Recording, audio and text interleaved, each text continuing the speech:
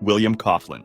It was May 28, 1993, when 26-year-old William Coughlin, with a newfound passion for caving, decided to visit a cave in Kentucky with his friends James and Kevin. The cave was divided into two sections: the historic tour, which was accessible to most visitors, and the more dangerous wild tour, reserved for experienced and daring people. After completing the easier historic tour, the guide asked if they wanted to proceed with the more challenging wild tour. Once they agreed, they were required to sign a document acknowledging the risks involved and absolving the operators of any responsibility. This should have been the first red flag, and Kevin decided to opt out, returning to the safer area. The remaining group, now consisting of William, James, and 4 other participants, was led by the guide into the wild tour. He stressed the importance of staying close and reminded them of the potential dangers. As they descended into the lower sections of the cave, they encountered a 30-foot hanging cable ladder with wooden rungs. After climbing down and going a bit forward, there was a second, shorter ladder, about 20 feet long, positioned over a rocky outcrop. At the bottom of the second ladder, the guide informed the group that the official tour had ended. He mentioned they could explore nearby passages if they wished, but noted that they were running behind schedule and that he needed to step away briefly for a phone call. He left the group at the base of the ladder, and this is when William decided to explore a passage he had noticed earlier. He discussed it with James, who agreed, and William attempted to climb back up the second ladder. However, the climb proved difficult. He was 6 feet tall and weighed 220 pounds. Struggling to ascend, William decided to wait for the guide instead. As time passed and the guide didn't return, William attempted to climb the ladder again. Tragically, halfway up, he lost his grip and fell violently, striking his head on a protruding rock before landing hard on the ground. Blood began pooling from his head, and James rushed to help him. Although William remained conscious, he was delirious and visibly stunned. When the guide finally returned, he instructed the group to climb back out the way they came. However, William's condition made this impossible. James, frustrated, demanded the guide call a cave rescue team, but the guide dismissed the idea, insisting that the group work together to get William out. James began to suspect the guide was avoiding involving authorities, perhaps to prevent panic among other visitors. The group decided their best option was to bypass the second ladder entirely and take an alternative route through a narrow, previously mapped corridor not part of the official tour. With teamwork, they managed to navigate the initial section, carrying William with them. However, the real challenge came when they reached a rough, sharp V-shaped passage, which made gripping difficult. When it was William's turn, he went in head first, but his size made it an extremely tight fit. Halfway through, he became stuck and realized he couldn't move forward or backward. Trapped in a horizontal position with his arms pinned beneath him, he began to panic. The tightness of the passage compressed his chest, making it difficult for him to breathe. The group's attempts to pull him out were futile. As panic set in, the guide instructed James to exit the cave and inform the owner of the situation. James rushed to the surface, but the owner appeared reluctant to involve authorities. The guide, finally recognizing the severity of the situation, went out to get a medkit and to call for emergency services. It took 3 hours for rescue and medical personnel to arrive. Meanwhile, James stayed by William's side, trying to keep him calm, but William's responses grew slower and more slurred until he eventually stopped responding altogether. When rescuers reached William, they faced immense challenges. The downward angle of the passage made it difficult to revive him. They brought in heaters to protect him from hypothermia and began evacuating the rest of the group, leaving only James behind to witness what was happening to his friend. A pulley system was installed to try to free William, but every tug caused him immense pain, so much so that he once again started groaning in agony. The rescue team worked tirelessly throughout Saturday, but after 17 hours of efforts, William was tragically pronounced dead. It took an additional 7 hours to extract his body from the cave.